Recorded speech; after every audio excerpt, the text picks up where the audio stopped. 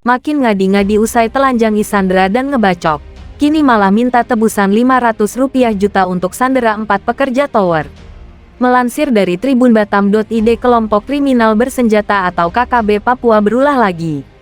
Setelah menyandera pilot Susi Air berkewarganegaraan Selandia Baru, Philip Mark Mehartens 3 bulan lalu, kini mereka menyandera 4 pekerja Base Transceiver Station atau BTS, salah satu provider.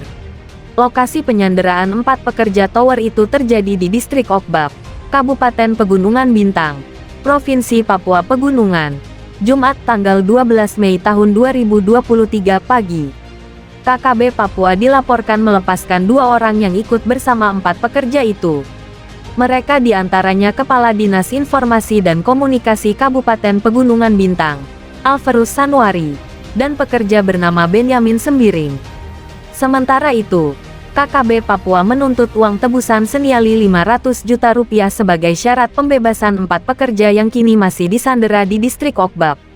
KKB mengajukan tuntutan tebusan sebesar Rp500 juta sebagai syarat pembebasan para sandera, kata Kabid Humas Polda Papua Kombes Ignatius Beni Adi Prabowo di Jayapura, Sabtu tanggal 13 Mei tahun 2023. Kabid Humas Polda Papua Kombes Ignatius Beni Adi Prabowo mengatakan, penyanderaan bermula ketika para pekerja yang dipimpin Kepala Dinas Informasi dan Komunikasi Kabupaten Pegunungan Bintang, Alverus Sanuari, hendak menuju ke Distrik Okbab. Jadi, rombongan berangkat dari Oksibil menuju ke Okbab pada Jumat. Namun setelah landing di Bandara Okbab langsung diadang KKB, ujar Beni kepada wartawan di Jayapura, Sabtu tanggal 13 Mei tahun 2023. Anggota KKB yang melakukan penyanderaan berjumlah 5 orang.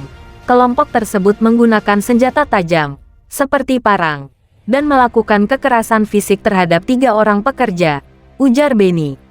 Alverus Sanuari dan salah satu korban luka yang bernama Benyamin Sembiring dibebaskan untuk kembali ke Oksibil. Sementara itu, polisi bersama Forkopimda Kabupaten Pegunungan Bintang Pegubin kini merundingkan upaya pembebasan 4 pekerja tower itu. Mereka yang disandera yakni Asmar, PS Kulka, Senus Lepitalem, dan Ferry, staf PT IBS. Kapolres Pegunungan Bintang AKBP Muhammad Davi Bastomi mengatakan, saat ini pemerintah dan aparat keamanan telah menjalin komunikasi melalui tokoh adat Okbab. Kami jalin komunikasi untuk mendapatkan informasi terkini mengenai kondisi para korban, ujar Davi melalui keterangan tertulis diterima Tribun Tanda Hubung Papua.com, Sabtu tanggal 13 Mei tahun 2023. Menurut Davi, upaya negosiasi dan penyelesaian secara damai menjadi prioritas. Hanya tetap memperhatikan hukum dan kebijakan yang berlaku. Pemerintah berharap dapat mengatasi situasi ini dengan cepat dan memastikan keselamatan semua pihak yang terlibat, singkatnya.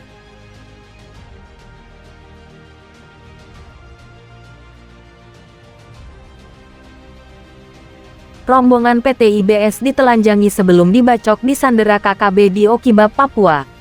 Melansir dari Detik Sulsel, rombongan karyawan PT Inti Bangun Sejahtera IBS dibacok dan disandera kelompok kriminal bersenjata KKB di Okibab, Pegunungan Bintang, Papua Pegunungan. Rombongan sempat ditelanjangi oleh KKB. Aksi KKB itu terjadi saat 6 orang rombongan PT IBS hendak melakukan survei di wilayah Okibab pada Jumat tanggal 12 Mei tahun 2023 sekitar pukul 9 waktu Indonesia Timur. Namun saat tiba di lokasi, datang 5 orang KKB melakukan penyerangan. 5 orang teroris bersenjata memerintahkan 6 orang berdiri sejajar.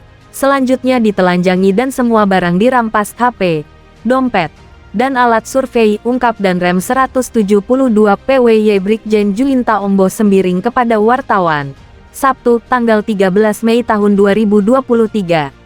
Selanjutnya, KKB melakukan pembacokan terhadap 3 karyawan PT IBS. Mereka adalah Benyamin Sembiring, Amar, dan Ferry.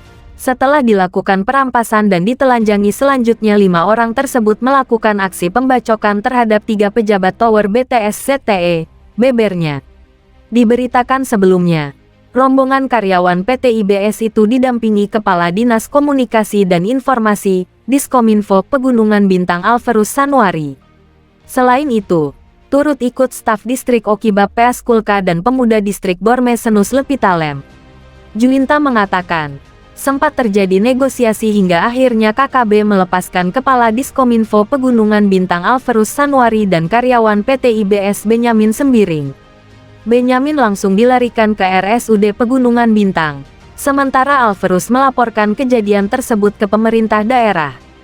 Benyamin Sembiring mendapatkan penanganan pertama oleh pihak RSUD Pegunungan Bintang dan Alferus Sanwari bergerak menuju Pemda Pegunungan Bintang untuk melaporkan adanya kejadian tersebut, bebernya. Saat ini, Benyamin dirujuk ke RS Marten Indah Jayapura, Papua. Sementara masih ada 4 orang lainnya yang disandera oleh KKB. Kini saudara Benyamin Sembiring telah diterbangkan ke RS Marten Indah Jayapura yang bersangkutan dalam keadaan sadar. Sedangkan 4 orang lainnya masih disandera, ucapnya.